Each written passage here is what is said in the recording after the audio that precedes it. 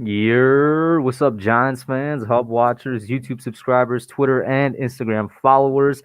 What's up? Welcome back to another episode of the Just Chillin podcast. Today I got with me the homie Diggy546. Go over there, What's check out up? his channel. The link is down in the description below. Welcome everybody. How you doing, Diggy? I'm doing pretty good. I've just been chilling. A lot of stuff going on, as far as my personal life with school and stuff. But other than that, it's just been, I'm waiting for the season to finally end so I can start scheduling these videos out. Facts. I mean, hey, you've been handling it well though. You've been getting out pretty consistent with Yeah, I've your been vids. trying. Yeah, shout out to Sugar Tots in here, Joseph Valby, Jay Berman. Thank you, Jay, for tuning in, by the way. Jay's always at work, but he still finds a way to tune into these streams, man. You're good, Jay.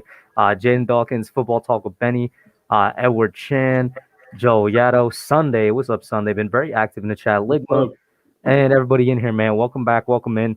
So, I mean, first thing I got to ask Diggy, but it's actually kind of surprising we have some Giants news, even though it really isn't Giants news. Garrett being back and whatnot. Now, Diggy had a video out on this, guys. Go over there, check it out. And he said basically what I said.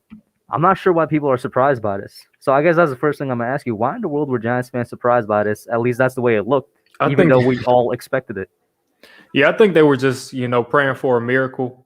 I think that's what they were waiting for.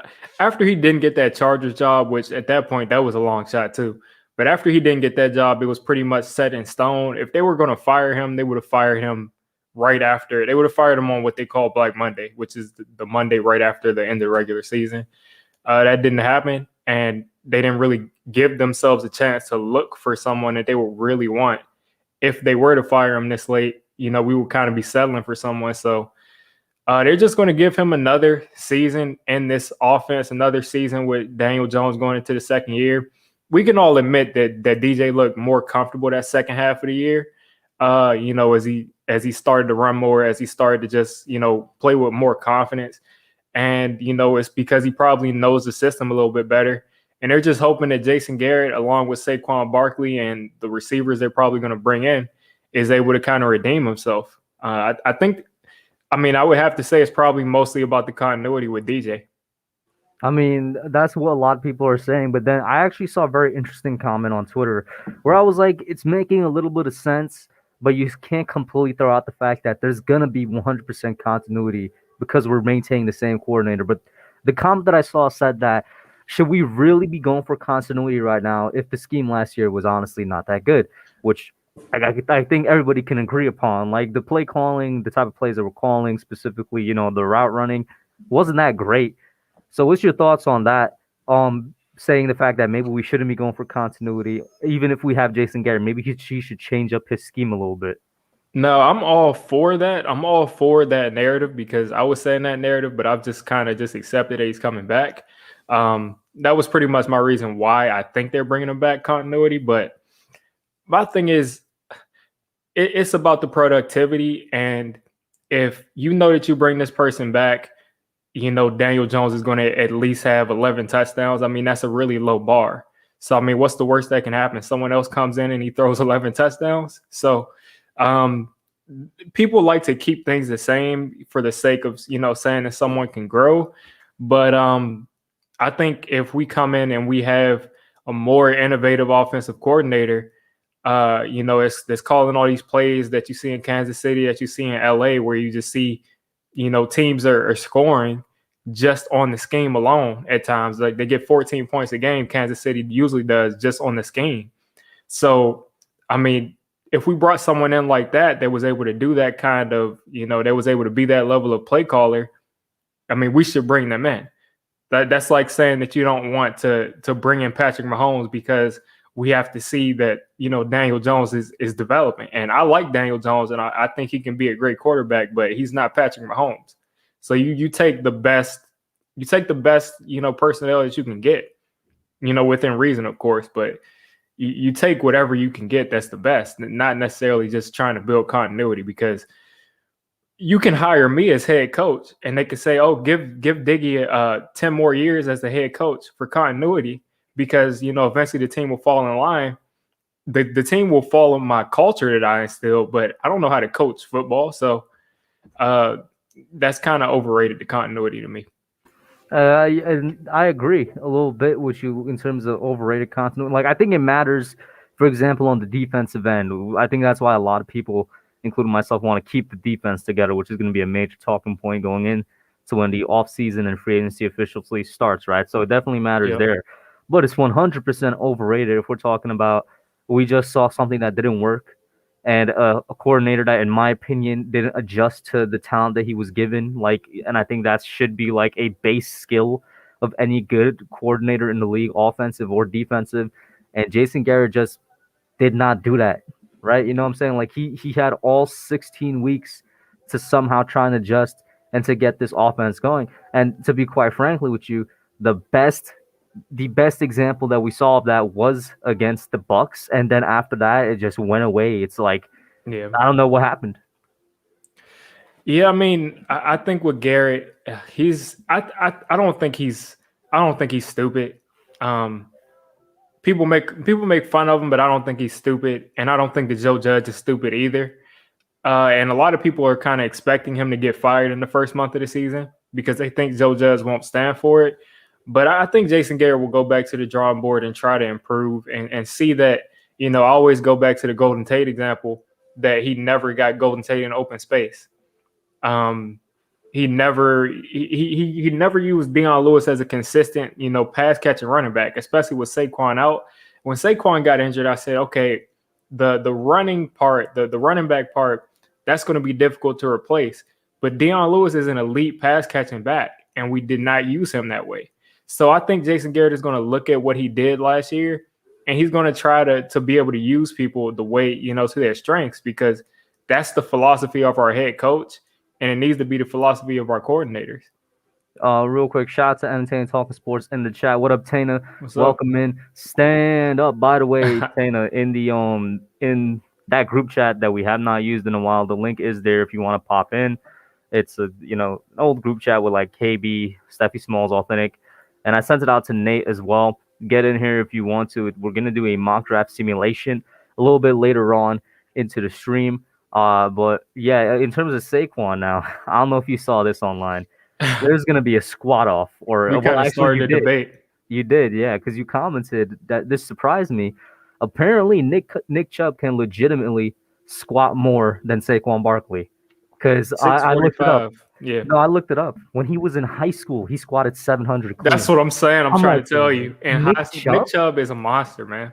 Nick Chubb squatted 700 pounds in high school? Coming out of high school, he was squatting like ridiculous. Saquon has got the aesthetics. He's got the big thighs, but I don't know if he's doing 700. And it's kind of hard to do a squat off because he's coming off of a serious injury. So you're not.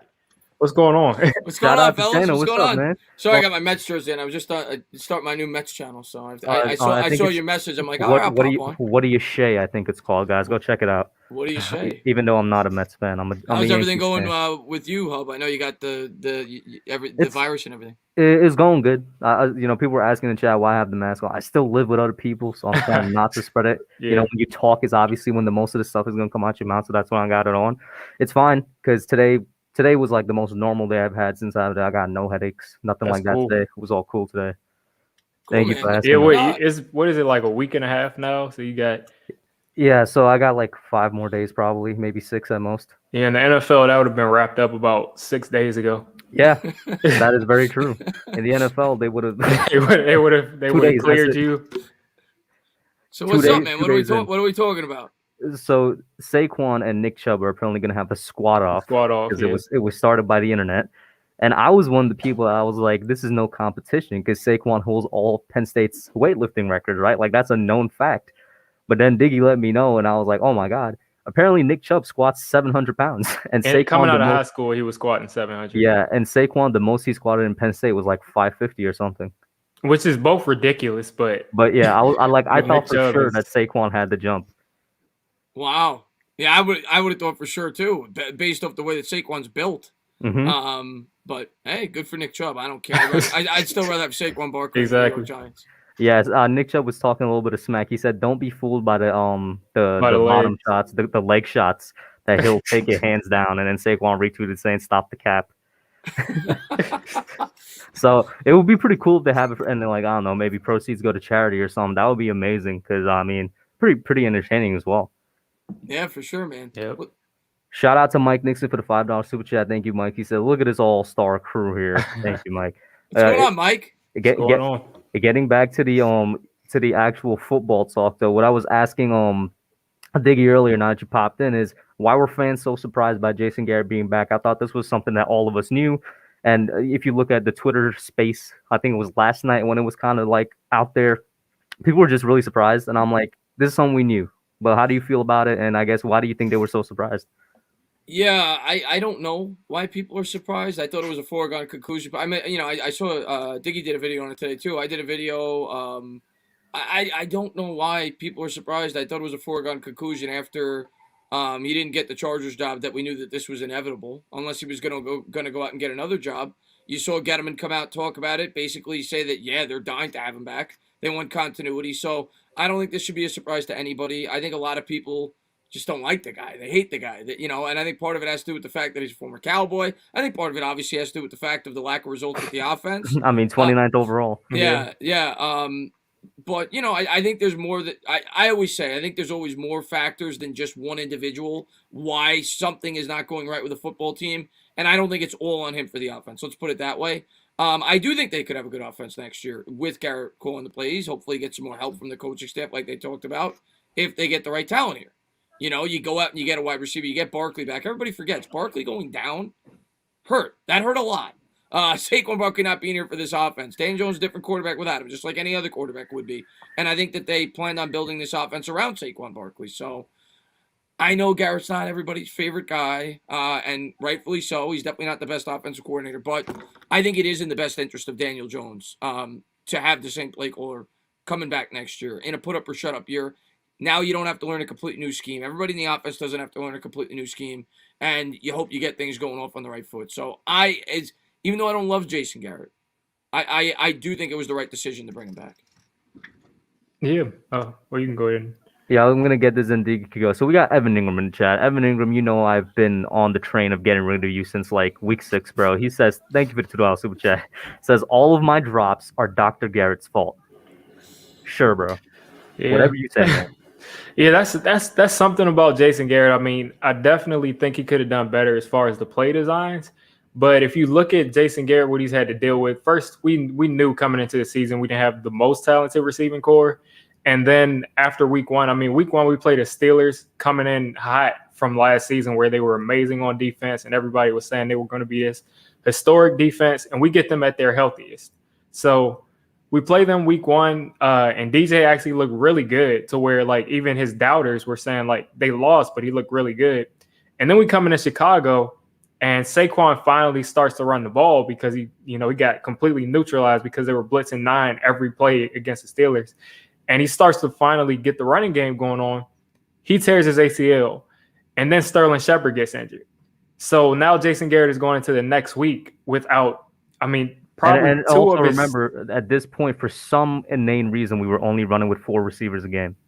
Yeah, for some reason. And then he goes into that third game missing Saquon Barkley and missing Sterling Shepard. And those two were key parts of this offense. So then he had to kind of shuffle, and you have people like CJ Board and Ratley in there.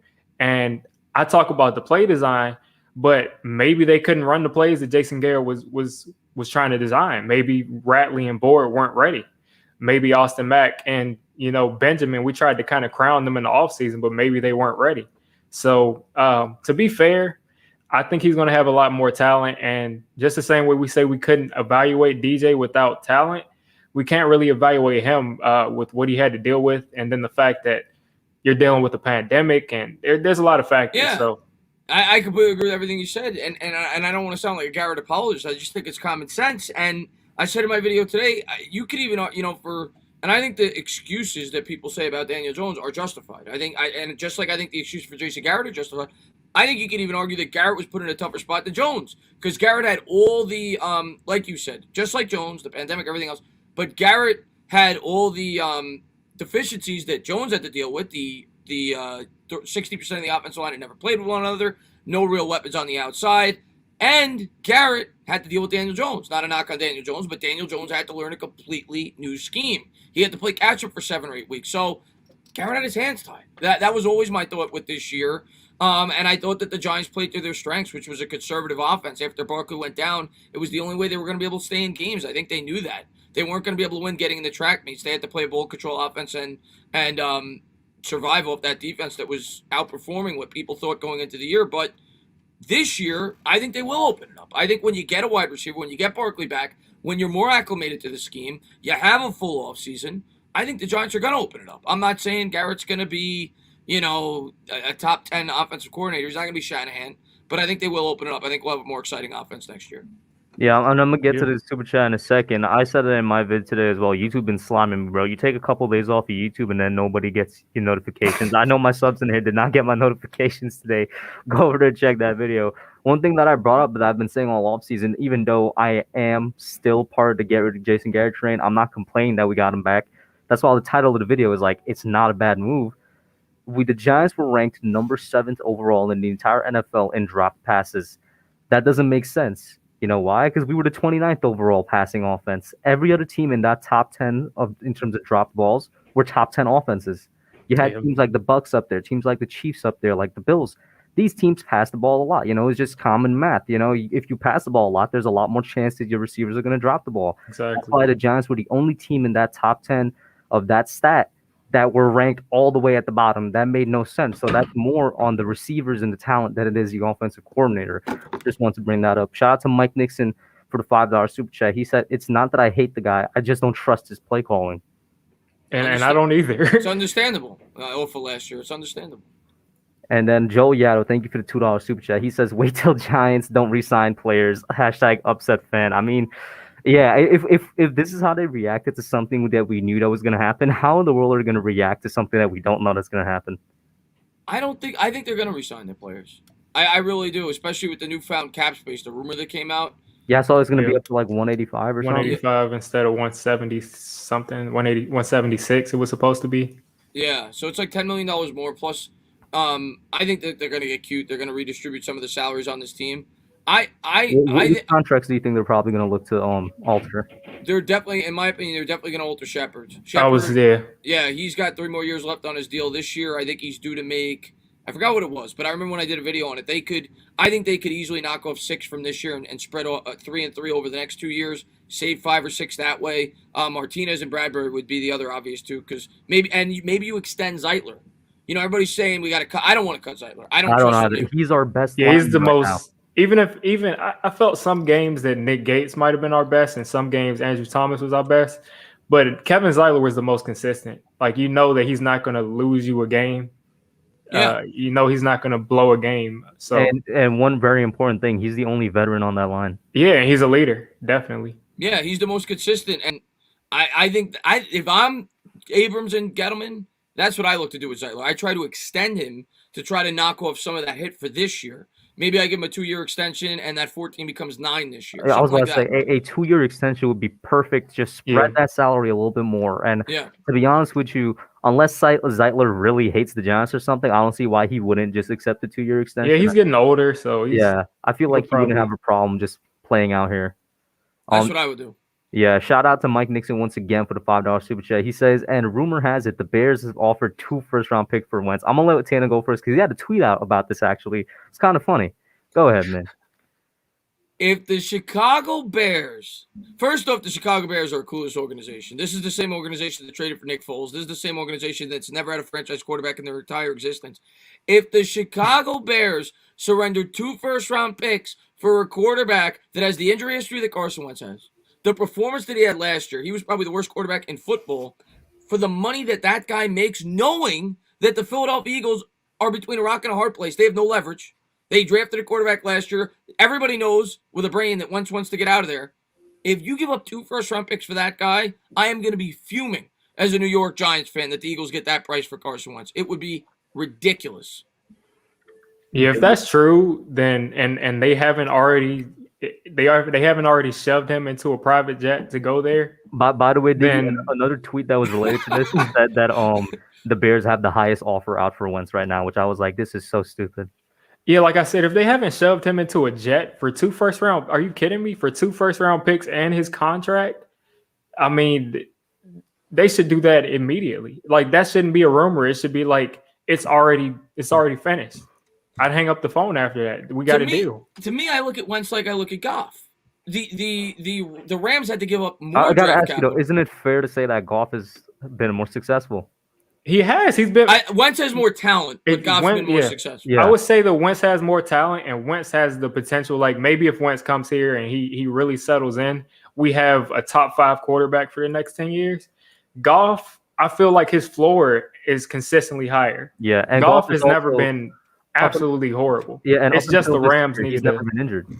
Yeah, I was just gonna say it's just the Rams need someone with that top end talent to kind of get them over the hump. It seems like Goff he has a ceiling that he just can't break through. He's an average quarterback. Exactly. Yeah, but getting paid too much. Yeah, getting paid too much. But yeah, I look at it like the Rams, they had to almost give up draft capital to get rid of Goff, right? It seemed like like if you traded Stafford straight up, you weren't getting 2 first and a third. I think they got more picks because they took on Goff in the trade. Yeah, I think that's what a lot of people misunderstood about the trade. Yeah, and that's kind of like what I look at with Wentz. Like, yeah, Wentz has a higher upside, but Wentz shouldn't be commanding first-round picks. If anything, you should almost have to give away picks to get rid of this guy with the contract that he has. Exactly. Yeah. Shout out to Evan Ingram again for the $2 super chat. He says, "Hub, stop the cap." When he super chat, this is when I brought up the drop passes stat. Evan, you were probably single-handedly responsible for like 50% of our drop passes, man. I don't know 11. what you're talking about. He had 11. 11. You know what's crazy? The total number of drop passes that the Giants had was like 22 or 23, so that's literally 50%. Yeah. Evan, are you serious right now, Evan? He had 11. He had 11. Pro bowler, Evan. And, by the way, that's not counting the drop fumble that went to Daniel Jones against. And it's not counting the slip. And what about all the passes that turned into interceptions? Yeah, he sucks. God. Sorry, Evan, you suck. Evan, you're trash. Looking at the salary cap here, Shepard is definitely a candidate for restructuring. Maybe they look at Gano, but I think Shepard will definitely be the first person. Shepard because he has so many years left on the deal. Yeah. He's got 3 I would more definitely years. think it'd be him. And Martinez also, I think maybe extend Martinez if you think he's going to be in the long-term plans. Give him another year. Yeah. You know, and potentially Bradbury too. I would think they go to Martinez before Bradbury because Bradbury's like, well, they both have really earned their contracts, but Bradbury's one has definitely been more lucrative, you know. Yeah. Oh, go ahead, Diggy. I'm gonna get this one when you're done. Oh, go ahead. Thanks. Shout out to Jaden Dongus for the $2 super chat. He says, "Stand up," and what up, Jaden? What's going on, Jaden? Man, thanks for popping in, buddy. And Jaden, the self-proclaimed champ, is here. Yeah. What were you gonna say, Diggy? I was gonna say, Bradbury and Martinez are interesting because people think restructure means pay cut. It means restructure. It means literally moving things around. And I think after the seasons that they both had, I think the Giants should be comfortable extending them at least another year. Yeah. And that would definitely bring down that cap hit. And also just a broad kind of statement. All of these free agents are going to have extremely low cap hits for what, you know, another year, their cap hits might be like 18 million, 20 million. A lot of teams front loading, you know, someone who's getting paid 15 million a year, their cap hit year one is 23 million. Yeah. It's going to be the exact opposite because they're thinking that the cap is going to go up like maybe 30, 40 million if they get fans back in the stands. So teams are going to just say this year, if we sign Kenny Golladay and his average is 18.5, his cap hit might be 10 million year one. Yep. And then is that why I saw when I looked it up that that the franchise tags are also down as well by a lot? Like the franchise tags with the hit. Could you repeat that? Franchise tags are down because the salary and transition tags. Oh yeah. Everything goes down. But no, that's a great point you bring up. The way that these teams are going to structure these salaries is going to be exactly that, because not to mention the extra game. So the extra game, potentially getting fans in the stands, traditionally it's usually a 7 or 8% increase. You figure it's going to be more than that with the extra game, the fans in the stands. Plus, they're probably going to try to add a little extra because don't forget these TV deals, which I thought and the TV deals. Oh yeah. So you're absolutely right. If it's 185 this year, and the teams know this, they're going to structure these deals. Like you said, say we sign, like you said, Kenny Golladay to a 3-year, $54 million contract, we'll probably pay him 10 to 12 the first year, knowing that we could backload the deal. And it's the same thing with the restructuring of the players on the roster now. Yeah, I think it's going to be. Go ahead. I was just going to get it out. I'll get it out real quick. I think that it's going to be kind of a difference in philosophy. The teams that are comfortable doing that backloading are going to be the teams that are going to be aggressive, and the teams that aren't, you're probably going to see also a lot of 1-year deals. So I think that might be the market that the Giants are in. Maybe Kenny Golladay with his injury history gets a big 1-year deal. Shout out to OGR Sports for the $5 super chat member. Great guy. I love this man. He says, solid collaboration as always. Sorry I couldn't make it, Hub. Yeah, I did invite OGR on. He says he'll be available next Friday, though, guys. So look out for that. That'll be the next time I do one of these Q&A/mock draft live streams, which we're going to get into in a couple minutes here. But Diggy and Tana bring up good points, especially the philosophy point. The Giants aren't really a team that backloads contracts. So that's why I'm like, we're probably not going to go too aggressive, but unless something changes, you know? I think this year they got to be somewhat aggressive though, because you got Jones on the 3rd year of his deal. And what's going on, OJR? By the way, you've got Jones on the 3rd year of his deal. You got to find out what you got. You're losing time on that rookie contract. Same for Barkley. You got to try to take advantage of it while you can. So if the Giants, I think the Giants have to. Normally, I'm a guy that is not like that. This year, you got to do whatever you can to get this guy some weapons. Plus, if you do that, it gives you more freedom in the first round. Yeah, it definitely makes a lot of sense, because you have, just as you just said, you have Saquon Barkley coming up. You're going to have to pay him if you want to bring him back. You have Daniel Jones coming up.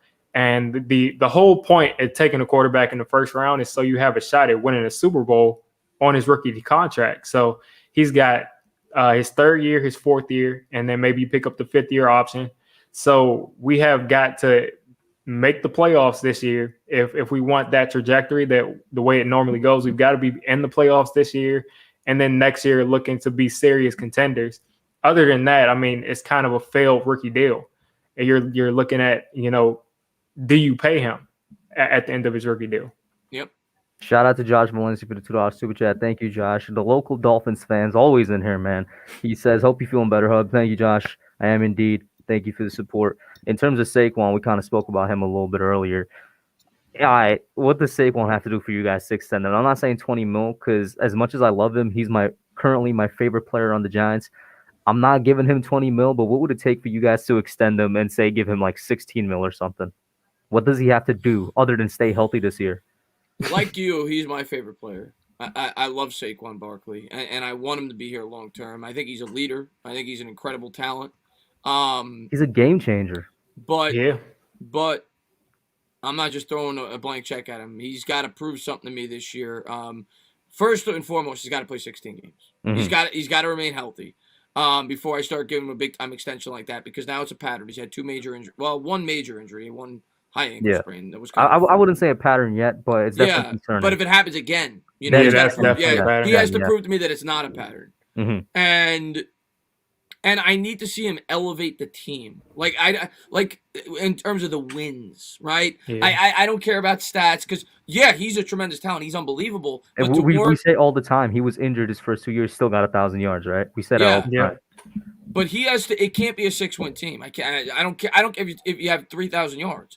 You have to show me that by having you on the team, you elevate. You basically, because to me, to warrant paying a running back what he's going to command, he basically has to have almost the impact of a quarterback. So I need to see him be the focal point and the driving force to this offense to warrant giving him that kind of money, and it resulting in wins. So that's my answer. More so something on the field that you can't really judge by anything, just by you just have to watch the game and judge it. Well, to me, you could judge it. Look at Daniel Jones' statistics with and without Saquon Barkley. 10 games with him, 23 touchdowns, 8 picks. The rest of the games without him, whatever it is, it's like 12 touchdowns and like 20 picks or whatever it is in like 16 games. So he clearly has an impact on Daniel Jones in the offense. Nobody could debate it. And some of it was in Shermer's scheme and, vice versa. He missed 3 games in Shermer's scheme, and Jones without him had 3 touchdowns, 6 picks. With him in Shermer's scheme, he had 22 touchdowns, whatever it was, 21 touchdowns and 6 picks. So it was night and day with Barkley in and out of the lineup. So I do think he has a dramatic impact on the offense, but he's got to prove to me he can stay healthy. He's got to prove to me that they're a playoff football team with him in the lineup, and he makes that big of an impact on Daniel Jones's play. Yeah, indeed. Yeah, I mean, I think Saquon, of course, has to be healthy. We know that much, but I want to see him used more in the passing game, and I think Garrett would have used him more, but he got hurt. But I think Saquon, I hate to kind of lean into something that Skip Bayless said, but Saquon, he's never really, we've never really had the ball at the end of a game with Saquon, and he just iced it. And he doesn't have to be a bruiser to ice a game. He doesn't have to do that. All he has to do is get yards and get first downs. And I just want to see more of those signature, big plays from Saquon. Odell was a guy who was a super talent. We've gotten probably the two most talented offensive players in the last 15 years. And Odell never really translated to extra wins besides 2016. That's crazy when you think about it too, because they're both like ridiculous. And Saquon, he's never really. I don't know if he's really translated. I mean, maybe his rookie year, you can kind of say. I mean, also, to be fair, he's played 2 years healthy. Exactly. Semi-healthy, right? And I want to see Saquon be able to, the kind of player that we all think that he is. I think he should be able to carry this team to the playoffs if Daniel Jones isn't a disaster. You've seen Adrian Peterson carry his team to the playoffs. Yeah. So if Daniel Jones can be an average, that's the guy a lot of people compare him to, right? AP, exactly, and that's his mentor. That's his mentor.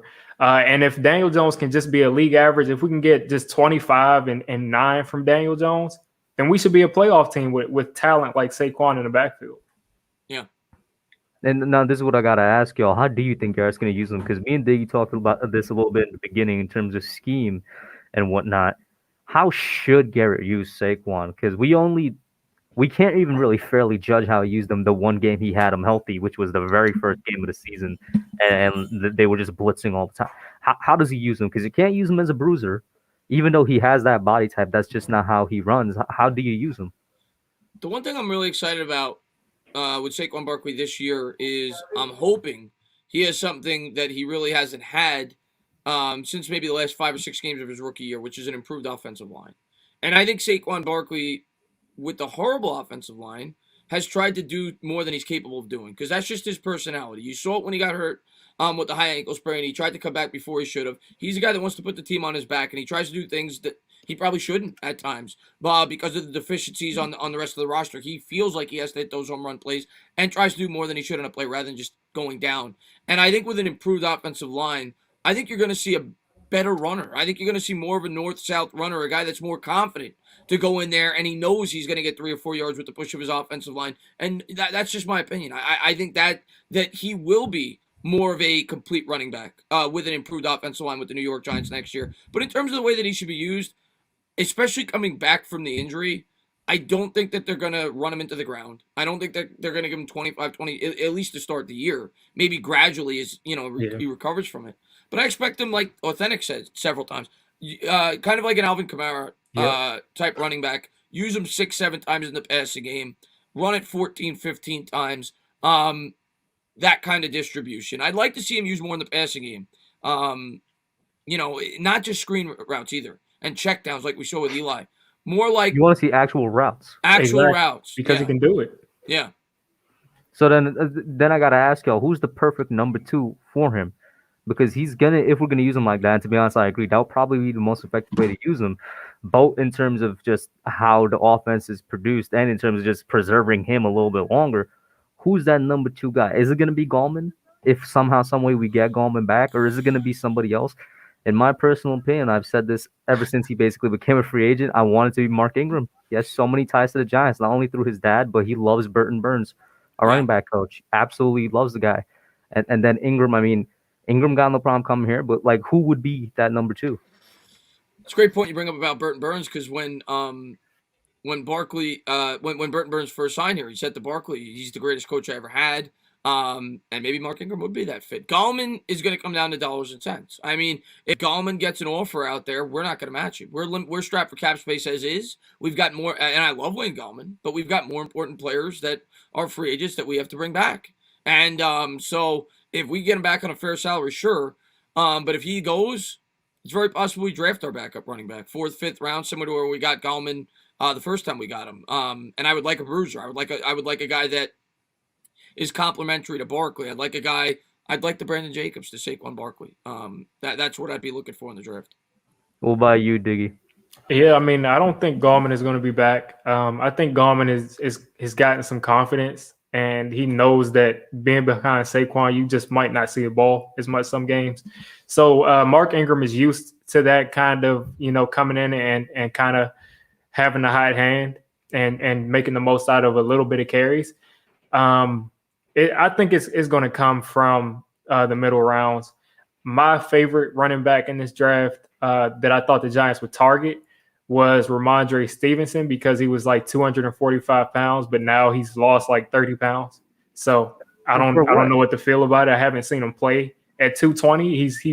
He went from being like 15 pounds heavier than Saquon to 12 pounds lighter. So I still got to look back at the drawing board. I like the UNC running back, Javonte Williams. He's like up. Yeah. 220 something, and he's not as big as Saquon, but he has that running style where he runs very physically. Kind of reminds me of Ahmad Bradshaw. So I think it's going to come from the mid rounds, but Mark Ingram is a very realistic signing. How much would you give him?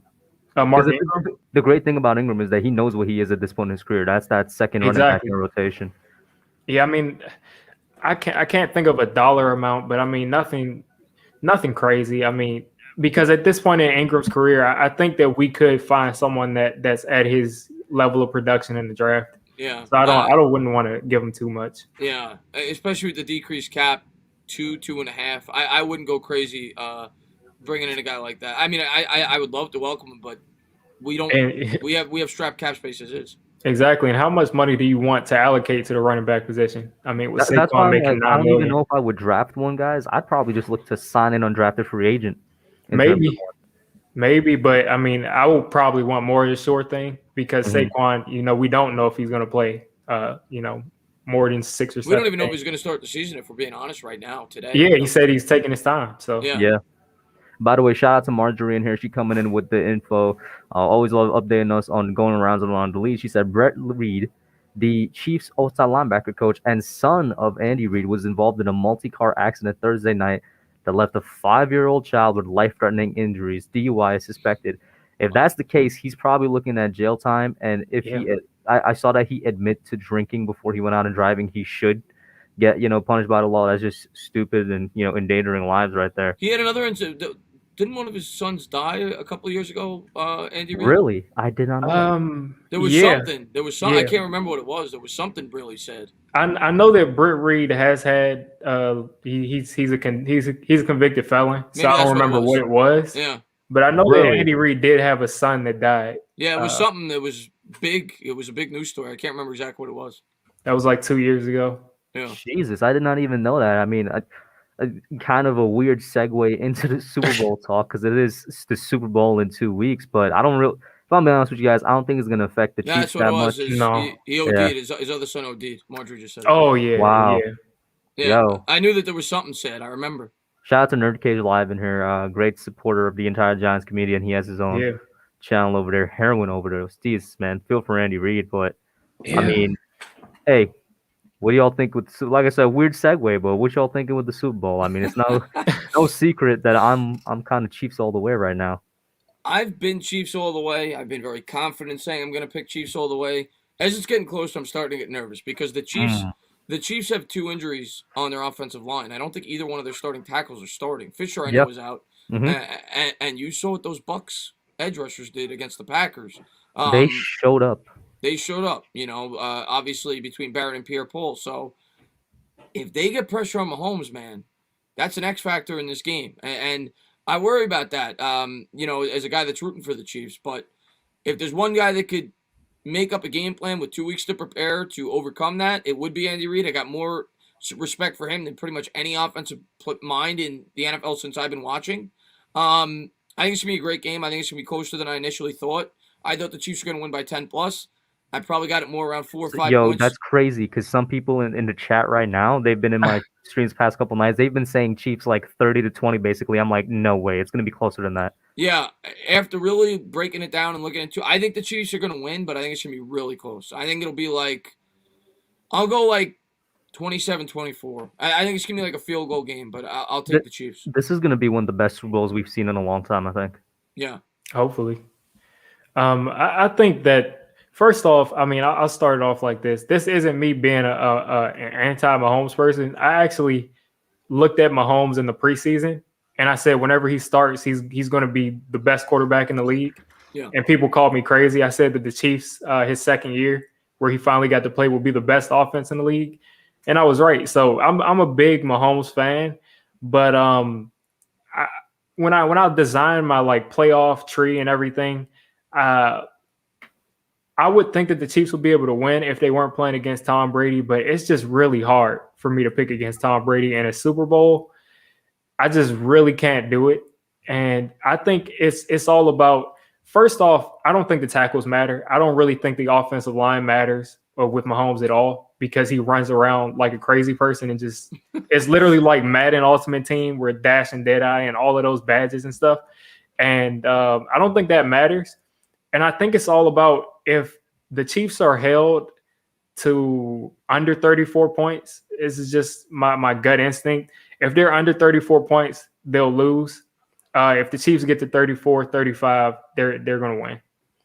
But if the game is if the game is in the 20s, the Bucks definitely won. You like the Bucks? Yeah, they definitely won. Shout out to Durant Osman for the $2 super chat. Thanks so much. He says, "I'll root for Brady if they wear the creamsicle unis." They won't. Like I'm one of the only people that actually like the weird alternative unis. Like, I love the Giants red alternative uniforms. I have a Shockey red jersey. I actually like the Bucks creamsicle unis. Like, I'm one of those guys. I don't know why. I don't hate the creamsicle uni. I like the Chargers powder blue. Yeah, the powder blue one isn't bad. Yeah. Well, the only one I could say that I really don't like is the highlighter green for the Seahawks, because that's just an eyesore. Yeah. Yeah, I don't like that either. Yeah.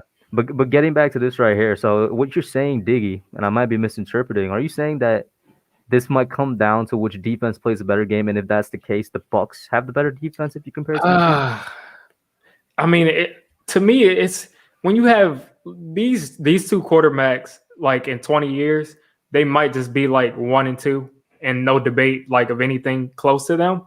So I don't think the defenses really matter. It's really just about who has the off day or who doesn't have the elite day. And I think that Mahomes is such like an offensive juggernaut that the defense doesn't really matter if Mahomes comes to play. It doesn't matter at all. I think if it's under 30 points, that means that the Bucks defense has probably harassed Mahomes and he's been running around and getting hit a lot. But like I said, I just think it just comes down to, if it's under 30, it's whoever has the ball last. And it always seems to be Tom Brady for some reason. Whether you call it luck, it just always seems to be Tom Brady. What about you, Tana, on the defenses? I think that the Bucks have a better pass rush. I think they both have really good pass rush, but I think the Bucks definitely have because the Bucks have two legitimate edges, and especially when you factor in the injuries to the Chiefs' offensive line, I think the Bucks have the advantage in terms of getting after the quarterback, just like they did against the Packers with Rodgers. Rodgers overcame it; he had a pretty good game, just didn't win it in the end. And I think Mahomes will overcome it. I think he'll have a pretty good game.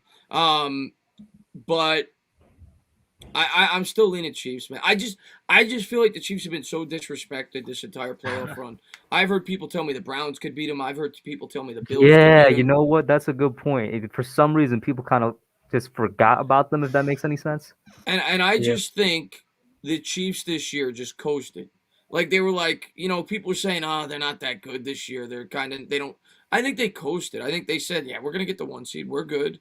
But we're gonna rest up and get ready for the playoffs, and I think you saw that last week. And I think people look at the Browns score and they're like, they barely beat because Mahomes got hurt like at halftime. So like I think the Chiefs are they're hitting on all cylinders right now, and I just think they're too good. I think they're too talented. Maybe I'm wrong. I know people say never bet against Brady in the Super Bowl, but I just think the Chiefs are much better. I think Mahomes is a much better quarterback at this point in time. And I just think the Chiefs are a better team. I think they have a better coach. I just like the Chiefs. I agree with you. I think the Chiefs are a way better offense than the Bucks are offensively. I think coaching-wise, they have a better head coach right now. And this is where it gets weird. I think the Bucks have the better defense, but I think coaching wise, defensive coordinator wise, the Chiefs have the better one. If I'm deciding between Todd, They're both Bowles, good though. Bowles is they're a good both really DC. good. Yeah. They're both really good. That playoff experience and Super Bowl experience is going to come in handy for Steve Spagnuolo, though. And we've seen what he's done with, honestly, talent on this Chiefs defense that shouldn't really be a top 15 offense, but it is. I think they're the 11th offense in the league, and that's super underrated by people. They don't realize just how good this Chiefs, defense, what am I saying? I said offense. Defense in the league, and people don't realize that. I think that's what it's going to come down to, which is why I still have the Chiefs as my pick, but I'm going to tell you guys this, and this is going to be kind of crazy. The last time Brady was in the Super Bowl in this particular situation, going up a third-year quarterback that won a Super Bowl in his second year, and against a team that has potential to become a dynasty, was against the Seahawks in Super Bowl 49. If you think about that. So don't throw on the 1 yard line. He literally erased a dynasty. Tom Brady erased a dynasty. Yeah. Yeah. And Plaxico Burress erased the dynasty also. Yeah. Plaxico stopped the dynasty, I guess. Yeah, started an interview. Him, bro. Anyway, guys, the chat is reminding me with mock. It's time for us to get to the mock draft. Let me open. They want the mock. Let me open it up. What are we doing? Is this just a Giant specific mock, or is this? No. It's gonna be just the first round. You know, those mock draft simulators where we just go and we make our picks for each teams. I will say Diggy has had several mock drafts out, guys. Go check it out. Tana has had several mock drafts out. I think just one. I'm gonna have just several. One? Yeah, I think he's gonna have several. Was it the Giant specific or NFL one? NFL. I'm gonna do a Giant specific in like 2 or 3 weeks. But guys, a couple days ago I had my NFL one out, and 2 weeks ago I had that Giant specific one out. You guys showed a lot of love to that. There was a lot of animation put into that one. Thank you so much. Let me pull up the PFN mock draft simulator. Yeah, I'll say the Hubs Giants mock draft was definitely top tier. Thank you. He definitely put a lot of work into that. Was insane, man. I don't know how you do it. I can't do that shit. Thank you. It took 2 weeks. So it ain't like it was easy. That right there took 2 weeks. And let me share this screen right here. PFN mock draft simulator. You guys could see it. It is zoomed in all the way. We'll go from bottom up. So Tana, then Diggy, then me. So Tana, you got the hardest pick in the draft, man. Where in the world could they go? I don't know, man. This is really tough for the Jaguars, man. I'm Mac Jones. I'm thinking here. Jones? No, I'm kidding. Trevor Lawrence. There's not even any analysis needed, guys. Yeah. Diggy, you got next. We're not doing trades, are we? We can if you want to. We can make it a bit fun. I don't like to do trades. But I'll just keep it out there. Any one of us could throw out a trade. We'll try to make it with this proposed trade button. Yeah. I'll just keep it simple. I say if they don't make any moves, they're definitely going Justin Fields right there. Justin Fields. Okay. I was actually expecting maybe Zach Wilson, but some people are saying it, but I still have Fields over him. So this is where, for me, I think a lot of people in chat are going to disagree with me because I had this pick in my regular NFL mock draft, and they were like, there's no way that's going to happen. But I'm going Penei Sewell, offensive tackle out of Oregon for the Dolphins. I think it is definitely a need for them. They're definitely going to want to protect whoever their quarterback is, whether it's Tua or something crazy like Deshaun. And, I mean, they could still get a really good receiver at 18, so that's my thought process. I don't think that's a bad pick. I had a wide receiver in my mock draft, but I was neck and neck between Penei Sewell and the wide receivers. I think it could still go either way, especially because, like you said, they have 2 first-round picks. Mm-hmm. At this point, I'm going to go with Zach Wilson to Atlanta. Really? I think they're going to find a way to trade Ryan. Also, you don't even think he's going to sit a year behind him? Wow. No, I was going to say, I'm leaning that they're going to trade him, but if they don't, I still think they'll take a quarterback to sit a year behind Matt Ryan. And I personally think Zach Wilson is the second best quarterback. I'm a big Zach Wilson fan, so if he's there at 4, I think the Falcons take him. Diggy. We got the Bengals. Now, listen, I'm a Giants fan, but I'm an LSU fan, and the reunion is looking really great to me right now. Penei Sewell is off the board, and I just don't think they pass on this. I think Jamar Chase is coming off the board here. That's going to be a reunion for the ages now. I mean, damn, do you really think they might go wide receiver at 5 though? With their they could go Slater. They could go Slater. Slater is really underrated, and a lot of people they call me crazy when I have him going at 10. But I think he's the best. He's the most fundamentally sound tackle. I think he's the safest pick at tackle. But Jamar Chase, I mean, first he's already got the chemistry with Joe Burrow. the Bengals, there's like this myth that they have like this high powered receiving core. That was the myth going into last year, that AJ Green was still AJ Green, and he's not. So when you look at the Bengals, they really have T. Higgins and Tyler Boyd, who's a slot. And if they want to complete that receiving core and they want to take the best player on the board, then I think that's Jamar Chase. Now, they could go a tackle, and that would be a good move too. But I think if Penei Sewell is off the board here, I think they trade back. Okay, then.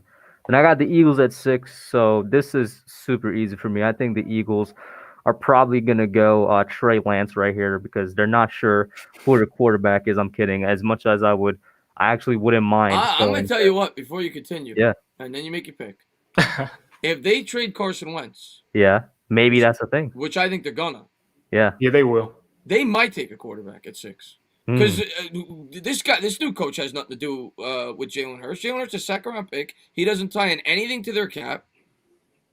If they like one of these quarterbacks, why is that not a thought if they trade Carson Wentz? I definitely think they could take a quarterback at 6. That's true, because who knows when the Eagles are going to be this high. Well, I'm going to be honest with you guys, they're probably going to be picking high in next year's draft again. That's probably the Giants. Oh, they're going to be picking high the next 4 drafts. Exactly. So I'm like, they would have chances to get another quarterback if that's the case. But what I'm actually going to go here, as much as I don't want to, I'm going to go Jalen Waddle, wide receiver out of Alabama. And now Waddle, in my opinion, is the second best receiver in this class. I love Devontae Smith. I'm praying every Sunday that Devontae Smith drops to the Giants at 11, but he's probably going to go somewhere in this top 10. But Jalen Waddle is, in my opinion, better than him. People forget how good and how explosive this guy was before he went down with his injury. He was Alabama's receiver before Devontae Smith had to take over for him. Yeah, he was the number one. That's a big need for the Eagles.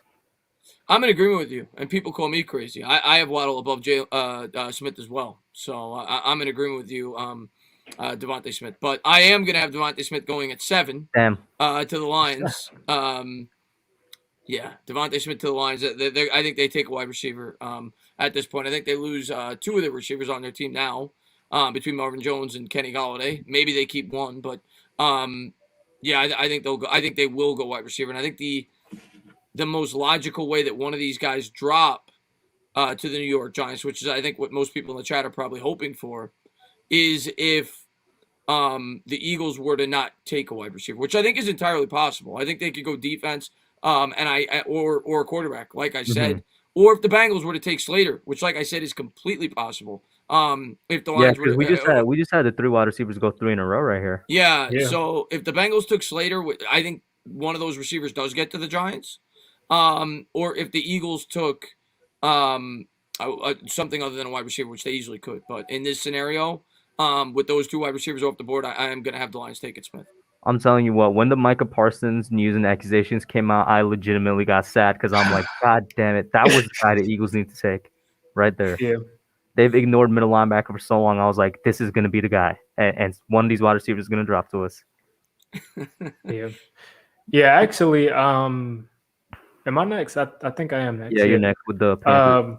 Actually, I put out a video about Micah Parsons. I know Entertainer put out a video with Fireside Giants too. Yeah. And I see Micah Parsons as a clean prospect. I see him as someone who could develop into a pass rusher inside and out. Like Devin White is an elite pass rusher from the inside linebacker position, which is crazy. And I think Micah Parsons could do that, and I think he could also do it outside. But that locker room stuff is a little crazy. I'll let you get to the super chat. Somebody. He did a lot more than that. Yeah. He poured a lot of stuff out on people. If it's true. Yeah, if it's true. Real quick, shout out to Mike Nixon for the $2 super chat. He says, Hub, can I pick for the G-Men? I mean, I'd kind of look like a jerk after you donated $2 to say no's. But so, yeah, go ahead, Mike. You got it, bro. You're a great supporter. And shout out to Sabrina in the chat as well. So when we get to 11, that'll be Mike. But what are you doing here at 8, Diggy? All right. So the Panthers, I feel like they need to come out of this offseason with a quarterback. And Trey Lance is someone that I like, but I'm not sure if he's ready to be that quarterback. But I say that they just show confidence in Joe Brady and they just pick Trey Lance and try to build with him. I'm in complete agreement with you. I think they go quarterback too. And I think it's me with the Broncos now. Yeah. So with the Broncos right here, I think this is going to be a really nice fit for them.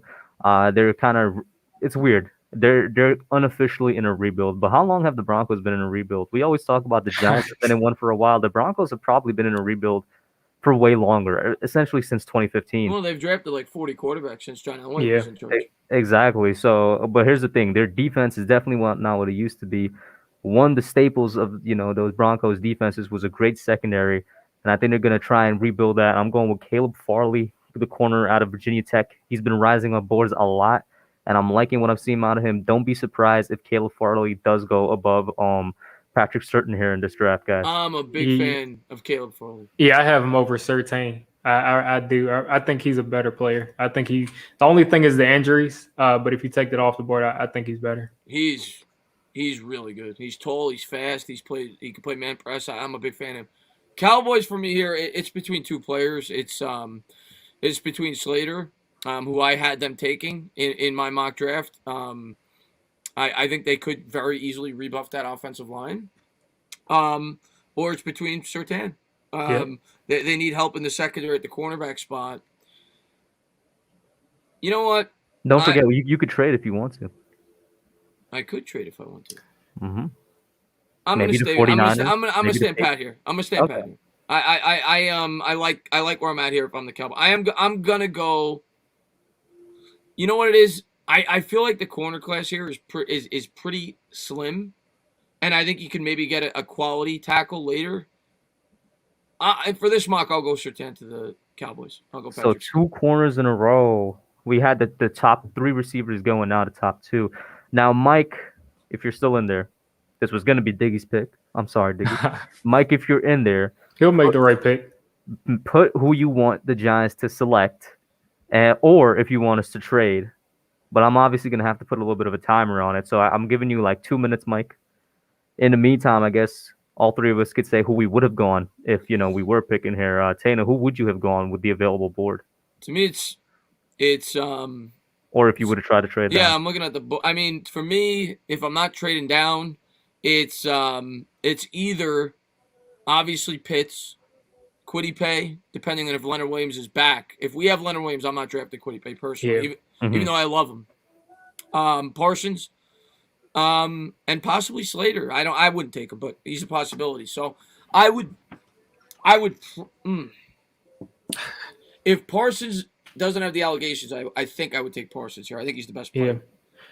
Yeah, I think Parsons having those allegations really messed up. Like a month ago, 2 weeks ago even. I mean, I was like, the Giants will get a really good player at 11. And Parsons being off a lot of people's boards, that kind of ruins things. But I think that the Giants have the complete inside scoop on Parsons. Because Spencer, yeah. Do you guys see who Mike picked? He took a tackle. Surprised. I'm going to be honest. I know Giants fans will hate that pick. I don't. I don't either. Surprised. Wow. I don't either. And, I mean, I know people are going to be mad. They're like, we took a tackle 2 years in a row, but Matt Parrott is not a proven commodity. Not even close. He really isn't. So I'll tell you what, though. This offensive line is going to be beasting. 2 young, fundamentally sound, solid tackles with high floors. I would like that a lot. Now, the only way I'm not going to hate that pick no matter what. I'm a big offensive line guy, but what I think makes it more acceptable is if they sign a guy like Kenny Golladay. Oh, yeah. If you've already had that wide receiver position sewn up, which we're not going to know right now, then I think that's why I really want to sign a wide receiver, because it gives you the ability to draft a guy. Yeah, it gives you a guy to draft a guy like Rashawn Slater in the first round. Yeah. Mm-hmm. Yeah, it's a difference. Yeah, go ahead, Diggy. I was going to say it's a difference from taking Kyle Pitts, which a lot of people hate, reaching for someone like Rashad Bateman, who I think is about 4 picks too early. And, I mean, it just allows you to be free and just take the best player. Shout out to Duran Osman for $2 super chat. Thank you. He says, does Gabe Gamlin trade up if Parsons drops? I think maybe means trade down. Yeah, I was going to say. Maybe means trade up from the second round. Oh, okay. But I think if we pass, if that's the case, he ain't dropping that far though, Parsons. Yeah, I think if we pass on Parsons the first time, I don't think we would trade up to take him. You never know though. Maybe these character issues do really make him drop. We've seen it before, but I doubt it. But not all the way, not that far, right? I would be surprised because you look at what's his name, the tackle with the weed mask. What's his name? Yeah. Yeah. But Miami. that's that to me. That's a completely different level. I agree with that. But he didn't drop. Maybe you're right though. Maybe he does drop to the second round. I don't think that'll happen though. I think he'll go in the first. No, he's too talented. Yeah, I think even with the talent, if he were to drop, I just don't think that Dave Gettleman would pass on him, and then see him dropping and say, "I'm gonna use draft capital to go up and get someone who I don't really like in the locker room." I don't see that happening. And it goes against what the Giants have preached. Completely. Yeah. So I honestly don't think they're going to take him unless that's cleared before. But yeah, we have the inside information, so it'll be interesting to see. But yeah, Diggy, number 12 with the Niners after probably the most interesting pick in the draft here. With 49ers. I've gotten really creative with this pick. I've taken Mac Jones here. Wow. Yeah. A lot of people like Kyle Pitts, even though that would be ridiculous to me. They have George Kittle, but this is an interesting pick. They could go. Can you show their needs? I usually go quarterback here, but no one really dropped. So for the Niners, they have quarterback, guard. Yeah. I was thinking kind of J.C. Horn too. That's where I would go. Yeah, I think it's between me. I'm really high on Azeez Ojulari. For me, it would be between him and J.C. Horn. And I think J.C. Horn is just a cleaner prospect. So I'll go with J.C. Horn here. Corner out of South Carolina. And now I got the Chargers. And honestly, I'm be honest with you guys. In every single mock that I've done, whether it's on a live stream or the one that I posted, I've always had Rashawn Slater going to the Chargers. So this is actually kind of untouched ground. It's a perfect fit. That's Slater to the Chargers, perfect fit. So I'm actually going to have to look in here. Yeah, tackle is a need. Corner is a need. Guard is a need. Wide receiver is a need. So I don't know if it will be considered too much of reach, but I am thinking about going Darisaw out of Virginia Tech here. I mean, I think that's good value. Yeah, I have had him go around this right here, but the Chargers, they definitely need a tackle, and you definitely want to protect the great guy you got in Justin Herbert. So I'm gonna go Christian Darisaw out of Virginia Tech. It's a good pick. Yeah, they need as much help as they can get there. And then you're up, Tana. Vikings are a tough one for me because I got you. Here's their team needs. They could go offensive line. I think I had them taking. Is Pitts crazy here? Not really. It's not like Kyle Rudolph is. I don't think it's crazy. Yeah, I don't think that's crazy. I just think they just need defense help. I agree with you. It's just Pitts is so good. Pay is on the board still. No. Quiddy pay. Yeah. Quiddy pay. He always sneaks down a lot of that's where I'm going in my mind. Quiddy pay. Yeah, that makes they need the edge help for sure. I don't have to blink. I don't even have to blink while I make this pick. Kyle Pitts. Perfect fit. You guys are copying my mock, I swear. I had Kyle Pitts go to the Patriots in my mock as well. Then we got the Cardinals here, who once again, like I had Slater slipping down to the Chargers. I had JC Horn. They usually get JC, yeah. Yeah, to the Cardinals. Now, of course, corner is still a need. I don't know if I'm gonna reach on one of those kind of third tier corners right here though. Looking Absolutely at the Cardinals. Not. Yeah, they got offensive guard is one that I'm definitely considering because Elijah Vera Tucker, even though he's listed as tackle here, he can play guard or tackle. I think he would be a good tackle, and so I'm gonna go Elijah Vera Tucker to the Arizona Cardinals. Like it. Am I up? Yes, sir. Oh, okay. Raiders. I'm just gonna say I see one player here that's a perfect fit in my opinion. Raiders. They need a linebacker, right? Yes, sir. Parsons. Yeah, I know everybody has them taking Rousseau. Ugh. Oh, I don't. But I'm gonna go Parsons. Really? Yeah. Okay. I'm gonna say I completely forgot Parsons was there for a second. I was actually thinking Jeremiah, who's the second best linebacker in this class. I was like, he will be a perfect fit for the Raiders, but definitely Parsons. Yeah. 100%. And then you got the Dolphins here at 18. They got their tackle first. Okay, we got the tackle. I do think their receiver is underrated, and I'm going to go Rashad Bateman here. 100%.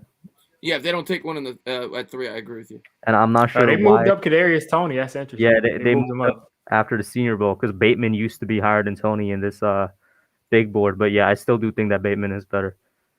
And now we got the Washington football team. And Washington. Ideally, if the quarterback dropped. Oh, no. Yeah, no. This might be a bit controversial, but I'm going Mac Jones. Yeah, I like that pick. I like that pick.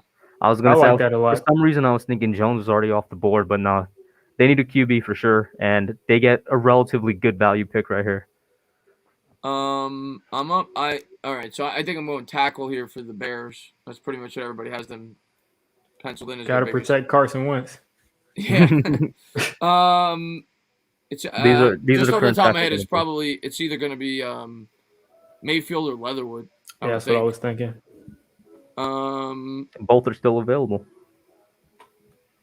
Jenkins is moving up too. I'll go with Leatherwood. To the Chicago.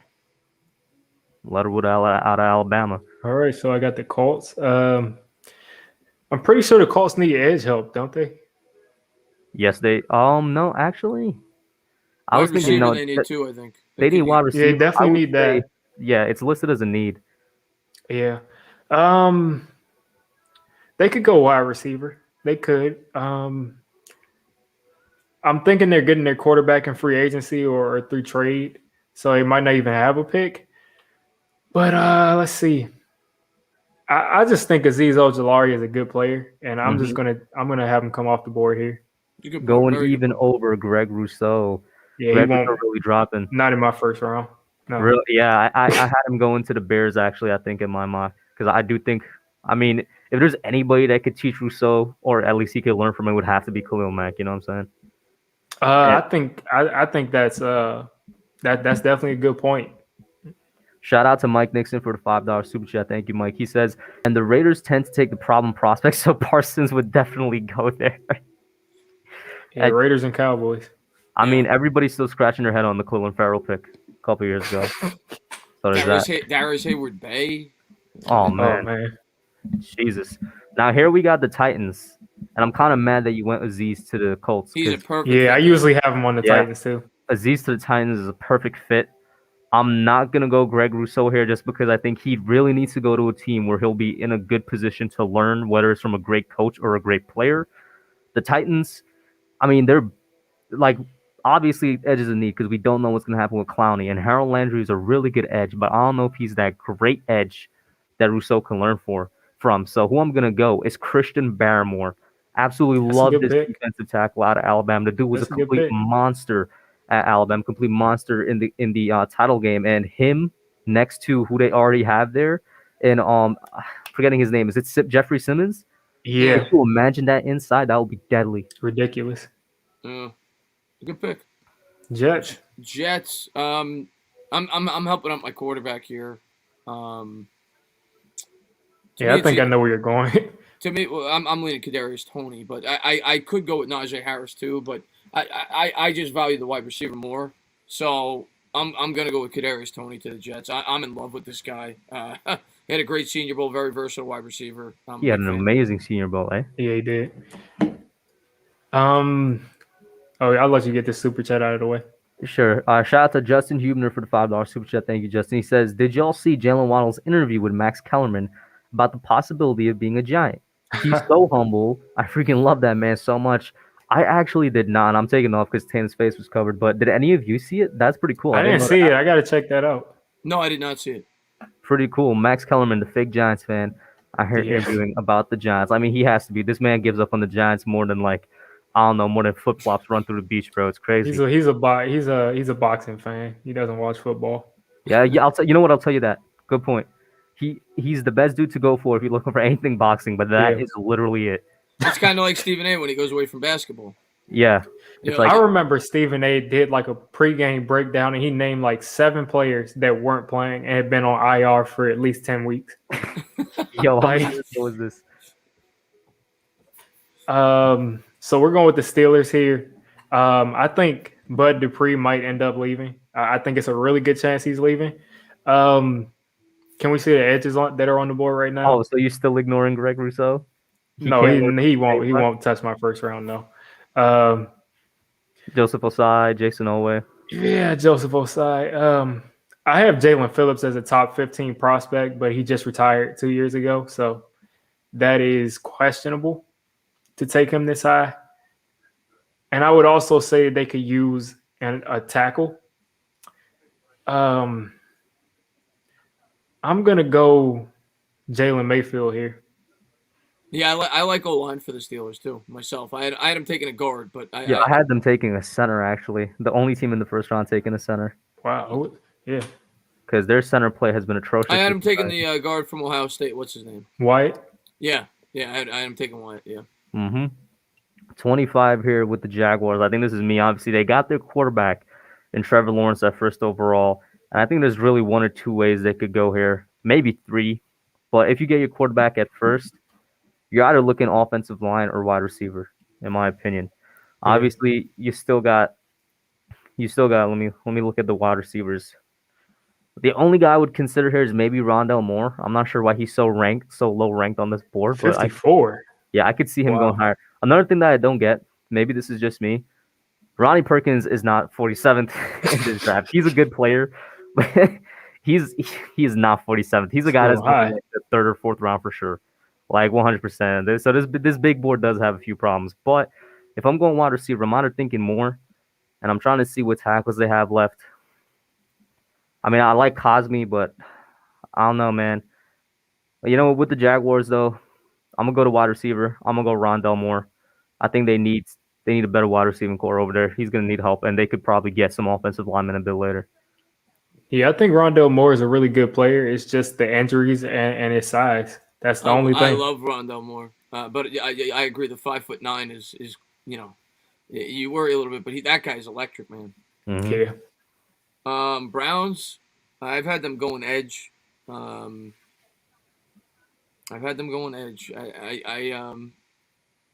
think they have enough weapons already. Their offensive line's obviously very strong. I'm gonna go. What about my guy Owusu? He's kind of dropping. Wow! How did I just? Wow. That's what I was thinking. I was just thinking, is he a schematic fit? But I think he is. So, either way, he's like for him right here. That would be crazy. Yeah, I'll go Carmel. Yeah, I think Owusu definitely makes a good amount of sense here for the Browns, man. I mean, that is a crazy value pick. He's the second best linebacker in the class, and if Michael Parsons actually does fall, he's gonna go before Parsons. Crazy value right there. Then you got the Ravens. Ravens. I'm gonna go Terrace Marshall here. I really like. I can take it too. I can really see him in a Ravens jersey. Yeah. So I think that's a good fit for them. That's what they need. They need a tall threat. I love the fit with the Baltimore. Ravens really going for that LSU pipeline because they took the linebacker out of LSU last year for the Ravens as well. They love their LSU players so far, recent years that is. Yep. And then is it me with the Saints? Yeah. If it's me with the Saints, this is a guy I've had go there a lot, and I think it makes sense considering the Saints are like on negative $100 million in cap space, and if they're going to make cap, they're going to need to cut. They're going to need to cut Cam Jordan. He's probably not going to be a Saint next year, and so that's why I got them taking Joseph Osai, the edge, out of Texas. Yeah, Osai I think he can do a lot of stand-up linebacker stuff too, even in coverage. Green Bay's a tough team to draft for. You go wide receiver for sure. You could go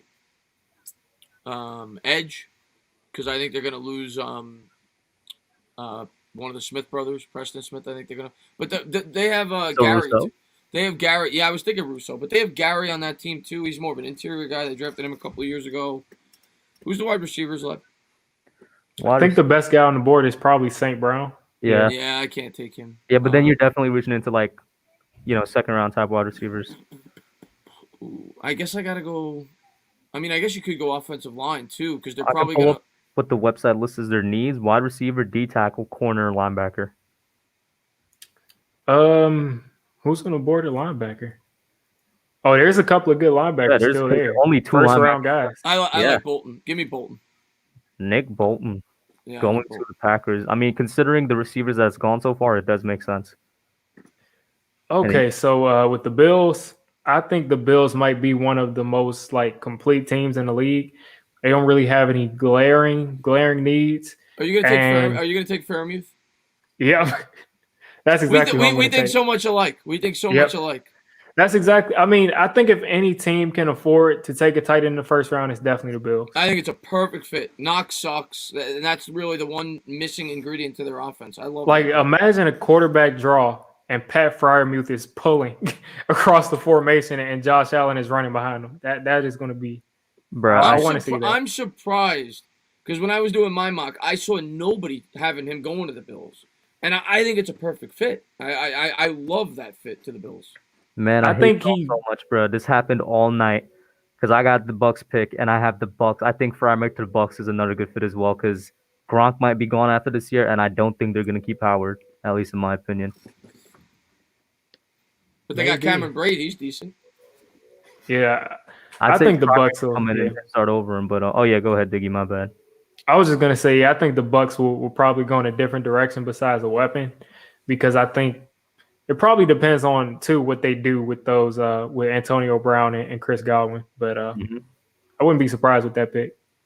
But yeah, now that I do got the Bucks here, and when we're obviously with the two Super Bowl teams, I mean, these are a couple of teams that honestly don't have. I know that the website lists a lot of needs, but off the top of my head, I'm thinking, I'm like, yeah, I don't know what I would give them. Like, I could see them going Greg Rousseau. If I'm being completely honest with you, if Shaq Barrett does end up leaving, maybe they take Rousseau. What about Najee Harris? I was gonna say they have those two running backs they like, and Jones, yeah, right. Yeah. So but he's better than both of them. So you think he comes in and he starts right away? Oh, definitely. Oh, really? And he can do everything that both of them can do. Najee Harris, and I will say he has been getting a lot of disrespect because people have been saying Travis Etienne is better. That's just not right. Najee is the clear-cut number one back in this class, in my opinion. I don't know if I see him going. I'm gonna be honest with you. I don't know.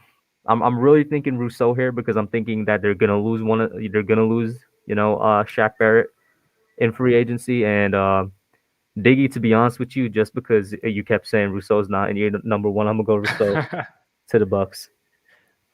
One thing about that pick, where I would have gone with that pick, would definitely be it would be Jalen Phillips.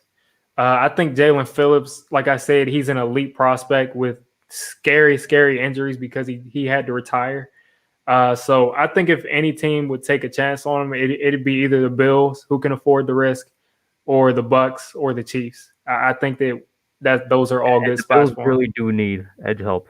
And Jalen Phillips, if he's healthy, is a steal because that's the best edge rusher in the draft. Shout out to Mike. And Mike, I did go Rousseau, by the way. Thank you for the $2 super chat. There you go. You didn't even have to donate. He did it anyway, Mike. Yeah. And you got the Chiefs pick. He says I should go Jalen Phillips. I've had the Chiefs going tackle. And then there's good tackles left. And there's a tackle that I really like, and that's Jenkins. So that's what I think I'm gonna do. I'm gonna go Jenkins to the Chiefs. Yeah, that's a solid pick. I would like a tackle to them, a linebacker, inside or out. I mean, I think they could really do anything. If they wanted to, they could take a receiver and not care. Yeah, the Chiefs could do whatever the hell they want. But so now here's my proposal to you guys. If you're down, we could do another one. This time involve trades. And this time actually, play out some trades. If you guys got the time, and if you're down, that's cool. Yeah, that's cool for me too. Let's do it.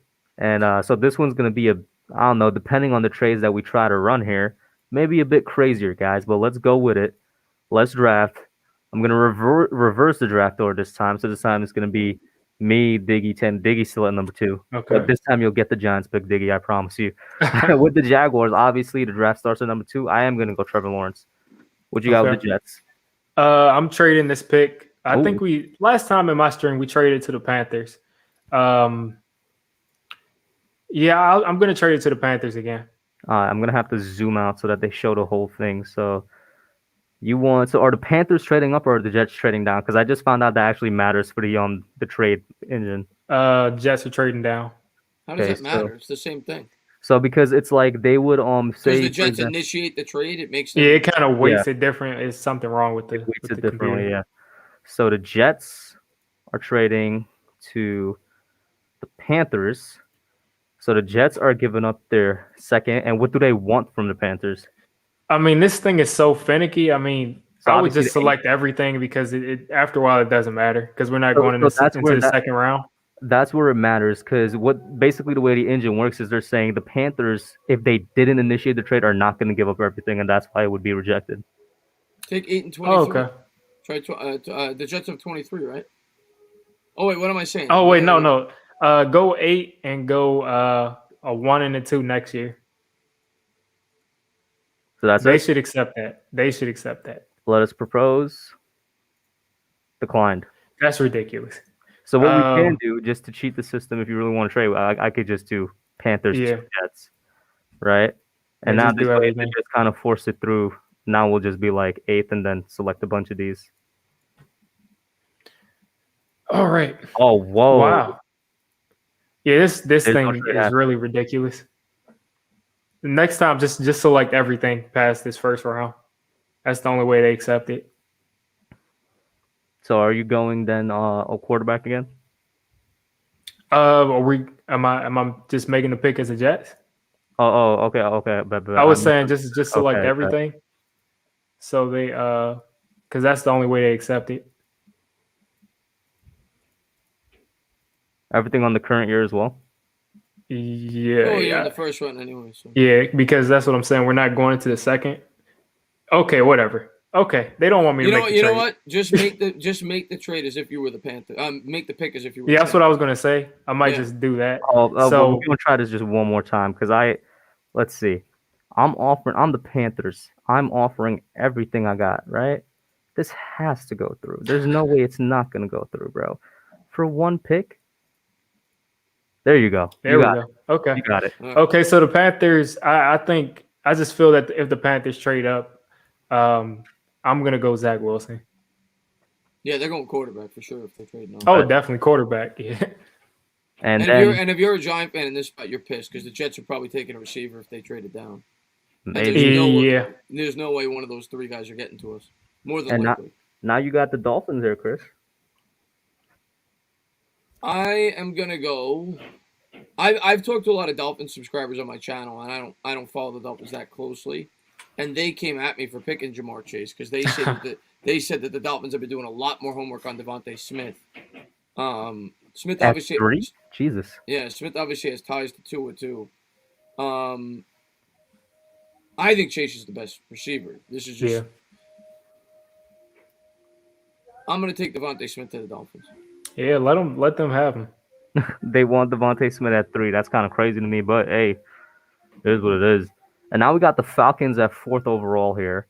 And this is a team very much like Tana had last time going quarterback that could go quarterback. But a little bit for the sake of, kind of having a different mock. And also because I think this could legitimately happen. I have them going Caleb Farley out of Virginia Tech, kind of very high for a corner, but corner is a really big need for the Falcons. And if they, for some reason, say to themselves, let's try and run him back with Matt Ryan, which I don't think is going to happen, but they're probably going to go corner here at 4. Yeah, I like that pick a lot if you're not going. And, I mean, of course, with the Bengals pick I have right here, they're going Penei Sewell. Yeah, for sure. We're going to shock up the draft right here. Yeah. Oh, Tana at 6 with the Eagles. Mac Jones. We're taking a quarterback. We're taking Justin Fields to the Eagles. Yeah, I could see them doing that. I could really see them doing that if he falls to them at 6. I mean, wow. I got Wentz getting traded. I got them taking Fields. I mean, new coaching staff, and then it's like, do you think that Justin Fields can be better than Jalen Hurts? And then at that point, I think they take Justin Fields. Really? Okay, then. Very, very interesting. I think they're in clear rebuild mode anyway. If you have a chance to take a guy that you feel could be an elite quarterback, you take him there. Mm-hmm. And then we got the Lions now at 7, whose need, honestly, has not changed from wide receiver. But let me check and see what else they could use. Just because they have wide receiver, linebacker, D-tackle. D-tackle? They really need a D-tackle? Either way, I wouldn't have them not this high anyway. They got to take Jamar Chase here. It has to be Jamar Chase as much as I wanted him to drop. But, yeah, it's kind of a no-brainer if he drops this far. Oh, I'm next. Okay. So I've made this trade, and I'll take the Jets pick too. So you could still take a quarterback here. Yeah, you can. That's interesting. I think Trey Lance is kind of similar to Sam Darnold coming out as a raw, athletic, strong arm quarterback. So what I'm going to do, you could go wide receiver too, though. yeah, I'm definitely looking at Waddle. I just don't want Jalen Waddle. What are you talking about? Let's see. I'm gonna just say just to make this stream more fun. I'm gonna say the Jets. They like Kyle Pitts as the number 3 receiver. I'm gonna say the Jets shock everybody and take a tight end at number 8. And It's not that crazy. That shocks me for sure. That's like it's one of those things because of obviously the way the draft has gone so far that I just never had in my mind that could happen. 1, Jalen Waddle is coming off the injury. 2, he's not getting any taller. And I mean, I think at that point it's just up to preference. Mm-hmm. I'm gonna have the Broncos take Trey Lance.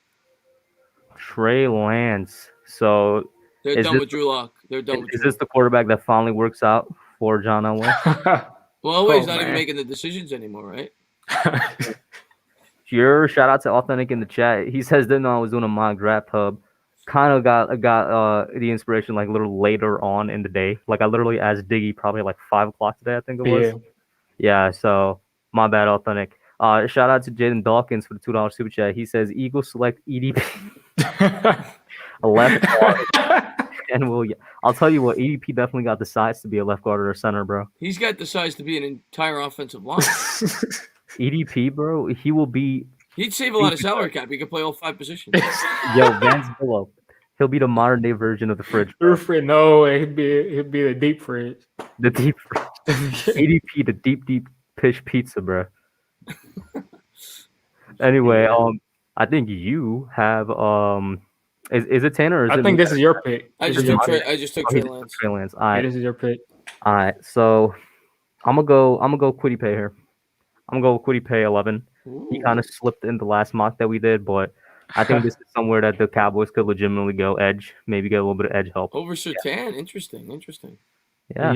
If any of the big 3 are here, they're taking Jalen Waddle at number 11. Yeah, for sure. And Diggy finally we have a wide receiver slip to 11 in one of these mocks, man. I'm taking Surtain to the Niners. It makes too much sense. And then 13, it is me. And last time he wasn't here, but this time he is here. Rashawn Slater of Northwestern. And that's a perfect pick. It's just a perfect fit, yeah. You know what it is? I know why you didn't take Rashawn Slater to the Cowboys, because you think he's a perfect fit to the Chargers. Yeah, I have no idea. That's why you took Quiddy Pay. I don't know what you're talking about, bro. it was between Patrick Surtain and Quiddy Pay for me. What are you talking about? Yeah, we can already see him in the jersey. Yeah. Now, like kind of like you were saying with one of the other players, this is legitimately somebody I could see in the Chargers jersey. Yeah. Shout out to Evan Ingram for the $2 super chat. He says, with the 11th pick, the Giants select Logan Diggy, cornerback, Rutgers. Nah, I mean, yo, they've been really throwing the jokes at you, bro. Darius Slayton and Logan Ryan's son, bro. Yeah. With the Vikings, no. Yeah, I'm up. Okay. Who do we go? I think Darisaw went here last time. I think. Yeah. No, Darisaw went to the Chargers. Quiddy Pay went here. Can you go back? Just hover over defense. I'm not looking at offense at all for the Vikings. And shout out to Nate in the chat as well. Yeah, shout out to Nate. He's a draft guru. I'm gonna go. Michael Parsons is off my board. I'm gonna go Owusu Koromoa just because I think they need an impact player. I think he's gonna make the biggest impact they want. He's just so explosive. I think that's a good pick. And then you got the Pats. I think I'm, and this is all obviously assuming that we don't know what's going to happen beforehand, but right now, I think I'm going to take Mac Jones. Mac Jones? And you know what? Mac Jones, somebody I could see fitting with the Redskins, somebody I could see with the Patriots, somebody I could also see fitting with the 49ers. Definitely. I just feel like he's that type of quarterback that could fit with those 3 archetypes of teams right there. And shout out to Jay and Dogs real quick for $2 super chat. He says the Giants hired Bad Dog as security, and Texas keeps KB. What do you say, Texas? Do you mean the entire state of Texas? Do you mean the Dallas Cowboys? Do you mean the Houston Texans? Do you mean Texas Tech? Got to be specific here. I think he just means that entire the entire state of Texas just keeps Kid Blue, man. Y'all, he's a huge Cowboy fan. I mean, didn't you know he had like 3 Dak jerseys, bro? He's gonna cry when Dak leaves eventually. But now we got the Cardinals here at pick 16, and this was somebody that wasn't here last time. You got it, dude. Now. I got to go J.C. Horn, man. That's a no-brainer. There's a no-brainer right there. But that's 17 now. Diggy, who you going? Last time we went Michael Parsons. Let's see. Can they go? I mean, I'm going to go Christian Barrymore. I don't mind it. That would be kind of another line that would be kind of beasting. So I took a wide receiver for the Dolphins last time. Mm-hmm. Yep. I'm going to switch it up. I know he probably won't happen, but I'm going to get him a little more firepower. Najee Harris, Dolphins. As soon as he said switch it up, why did I think Najee Harris, man? But, hey, I thought he was going to make a trade. That is firepower. But, hey, you're at Washington now. And I was thinking to myself, do I make a trade as Washington here? But honestly, there's no teams. Like, I think if anybody's gonna just bite the bullet on Michael Parsons, I think this is the perfect fit. I mean, imagine Michael Parsons in that front 7 and Chase Young. And all 4 quarterbacks are already gone too. Yeah, it's crazy. Double checking. I'm like, all quarterbacks are gone. I know you guys said Michael Parsons. You know who I'm looking at here? I'm looking at Darrisaw, actually. I mean, I know a lot of people. I don't know. I think they could use another tackle, and they definitely can.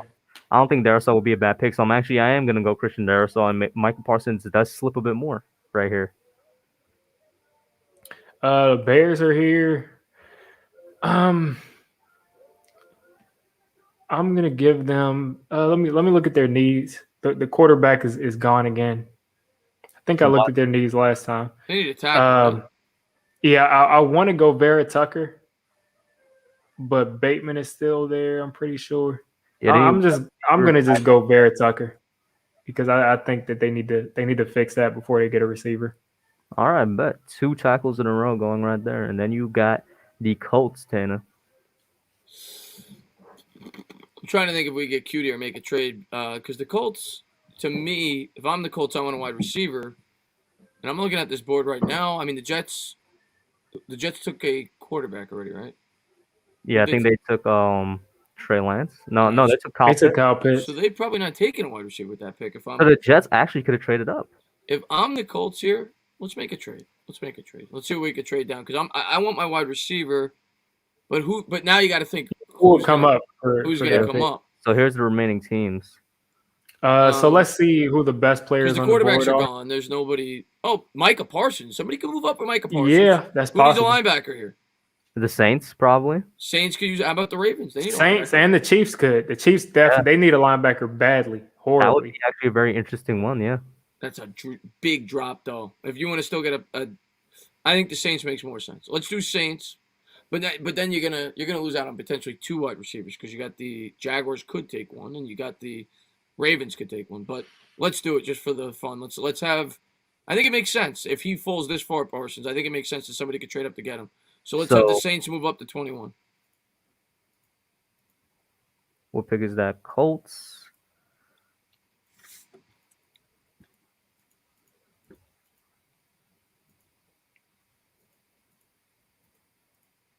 Thank you. And there you go. The trade has been accepted. The Saints move up to 21st overall, and they take Micah Parsons out of Penn State. And then we got another pick that just makes sense here, in my opinion, for the Titans, Azeez Ojulari. Another one of those picks I think is a perfect fit. It makes a lot of sense. Going to a team that does need an edge and going to a good defense. He's a great player. I don't need to say too much about that. Then the Jets are up, Diggy. So they took Kyle Pitts. They took Kyle Pitts, so they don't need a weapon. Well, they do need a weapon. I think if they're staying with Sam Darnold, then this makes perfect sense. I would take Kadarius Toney because literally who else is there besides Kyle Pitts now? I'd do it. I mean, they definitely could. If you want to give Donald another chance, then give him everything. Give him everything that he needs. That is true. I also would have probably went Alex Letterwood, and then you had two great tackles in Letterwood and Yeah, that's possible too. and Big Boy over there. 32nd ranked offense. So 24. Tanner. Oh, I'm up. No. Oh yeah, I am up. yeah. Give me the guards that are still on the board, and give me the tackles. That's what I got the Steelers doing. By the way, shout out to Juice Alert in here as well. So the tackles, you got Letterwood, Mayfield, Cosme, Jenkins. Guards, you got Davis. That's what I had in my mock. I'm gonna. From what I've read, they need interior help. I'm gonna go Wyatt Davis to the Steelers. And what's going on, Nate, Authentic, and Juice? What's going on, guys? Good pick there for the Steelers. Then we got the Jags, and the Jags were hoping that their guy in Kadarius Toney drops so he doesn't have to go out of state. But I'm still gonna go still here in Rashad Bateman. I would have gone Rashad Bateman for the Jets. I didn't even realize he was. That I'm gonna be honest with you guys. In my opinion, Bateman's not making it past pick 20. So the fact that he's here at 25, he's got to go to the Jaguars. And this is, to me, the only pick I can realistically see him going at. I think that Gregory Rousseau is kind of similar in stature to Myles Garrett. And I think that's just the perfect situation, a perfect 4-3 defense for him to thrive if he is able to do that at all. I think it'll be in a 4-3, and I'm going to go Greg Rousseau right here. He finally goes in your first round, huh? And thank you, Vince. Finally goes in the first round, huh? Who you got? I'm going to have the same wide receiver we took last time. I think he's a perfect fit for – I think Marshall's a great fit for Baltimore for what could help out Lamar Jackson, a total threat. So give me Marshall. That LSU pipeline, man. And then we got the Colts here who traded down. And the Colts who need they got screwed. A lot of wide receivers. Just missed on Terrace Marshall. Here's the thing, though. I still think that Rondale Moore makes a good fit. I love Rondale Moore. And they still get him there at good value, in my opinion. Yep. Really the team that got screwed here would be the Packers. They need a wide receiver bad. Yeah. They don't need a running back. They definitely don't. I'll take Alex Leatherwood. Yeah, they're gonna lose. What's his name? Or potentially lose the tackle there. They say he's a free agent. Can't. Their best tackle. What the Bakhtiari. But he got hurt this year. So, but he's a free agent, so they could lose him. Even if they do resign him, Leatherwood and Bakhtiari would make a good duo. Great duo. Yeah. Bills, I'm going with who we went with last time. I think he's too good of a fit there. I love really? Pat Freiermuth. I love him to the Bills. Pat Freiermuth once again going to the Bills. And I got 31 with the Bucks. And wow, this kind of shaped out to be the same as last time, at least these last couple of picks here. So last time with the Bucks, I think because he was still on the board, that I went what's his name? Greg Rousseau. Yeah. I'll be honest with you. Not sure what I would give the Bucks here. I mean, yeah. Did Barrymore go already? Yeah, he went. I took him. It's 17. Yep. Yo, who do I go with for the Bucks here? I'm gonna be honest with you guys. I'm kind of lost. Running back, offensive tackle, edge.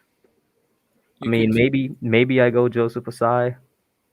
Jason Always another guy. You could go with Phillips. You talking Jalen Phillips? Yeah. I could go Phillips. I'm also looking did they say tackle was a need or am I tripping? Tackle is a need. Like I don't mind. Yeah, I don't mind going Jalen Mayfield here. You know what? That's who I'll go with. Jalen Makes Mayfield. sense. You got Brady who's 90. Keep Donovan Smith is a liability. And I'm gonna take Jalen Phillips here. To end it off. Oh, I think I have to go into here. Jalen Phillips. And those are the full results. We had like two trades. So that's realistic. 2 trades in the first. The 2 trades are realistic. The first 10 picks are definitely kind of crazy a little bit. But, hey, the NFL draft can be crazy sometimes. Exactly. And that's the funny thing. There's always like the time travelers that review every draft, every mock draft. And the mock drafts that are the craziest are usually more realistic than what actually happens. Mm-hmm. Like, who would have thought that Cleveland Farrell would get picked in the top 5? No, or Daniel Jones would go 6. Exactly. Yeah. You don't know. I feel like the 2019 draft was like the craziest in terms of like people trying to predict it versus what actually happened. 2020, I feel like a lot of people nailed 2020 because a lot of it was based off of information that they had for a long time because there was like limited, outside practices and stuff like that. 2020 was pretty cut and dry. Like, Yeah. You knew Chase Young was going to Washington. Yeah, it was pretty cut. You knew the Giants were going tackle. Mm-hmm. Yeah. So 2020 wasn't really that hard to predict. Yeah. To be honest with you. Yeah. Who I would say before us? 2019. I'm trying to remember who picked third. Who? The Lions. They took Lions, Okuda. right? And everybody knew they were taking Okuda. He fit the scheme. So it was just the first I don't know pick was the Giants pick, and it was just which tackle are they which tackle? Yeah, exactly. So, but 2019 it was hilarious because Giants fans were laughing at the Raiders about Cleveland Farrell, and then they were ranting 20 minutes later. Yeah, it was. It shook up the whole draft. Yeah, Devin White was an obvious pick to the Bucs. Yeah. I think the first questionable pick or the first, non-pick that had people scratching their heads in 2020 was the fact that Isaiah Simmons dropped from 5 to 9. I think it was the Cardinals were picking at. Maybe 8 or 9. Yeah. Yeah, I think they were at 9. But that was literally it. Like after that, maybe CeeDee Lamb going to the Cowboys. Yeah, they expect him to go top 12. Mm-hmm. And McKinney was supposed to go to Cowboys. Ruggs was a surprise. Ruggs being the first receiver was a surprise. Yeah. But then again, it being that with the Raiders, I think people were like, "Oh, it's John Gruden." Maybe not so much. Yeah, but yeah, and who? Oh, another. Not that it was a surprise, I guess, but what's his name? The tight end on the Lions. Oh, wasn't that 2018 draft? Yeah. I'm thinking. Right. That was the same draft as Daniel Jones, wasn't it? Which one? 18 was Saquon's draft. No, he was in the Jones draft, I thought. The Lions tight end. Wasn't Hawkinson 2018? Hawkinson. TJ Hawkinson, I thought, was 2018. Yeah, I think because... Was he 18? Him and... Because he went number 8. Yeah. Oh, my mistake. Okay. Oh, no, it was 2019. We're all mistaken. What in the world? Yeah, I thought it was, yeah. Yeah. That shows you how much we were looking at tight ends. Exactly. For some reason, I just assumed that the Denver tight end... Who's the Noble Fant, right? Did he also 2019? They were teammates. Yeah, they were both first round in 2019. Yeah, there you go. No Fant. This kind of also adds to my why I don't want Kyle Pitts, because I'm like, hey, first round tight ends recently, they've been good, but I don't know if they're worth where they were picked. Yeah, my thing is Kyle Pitts does not play or look like or have the same skill set of any of these tight ends that got taken in the first round. So to me, that's kind of a narrative that I don't really like. Kyle Pitts, literally, there's no tight end that's come out recently that has played like Kyle Pitts. Diggy, I'm gonna ask you this: would you take him at 11th overall to the Giants? If all of the receivers were off the board, and we took him, I would be happy. I would have a smile on my face. But would I take him? I probably wouldn't take him over the corner. But I wouldn't be mad if we took him, because I do think that him being in the offense is going to help the offense a lot.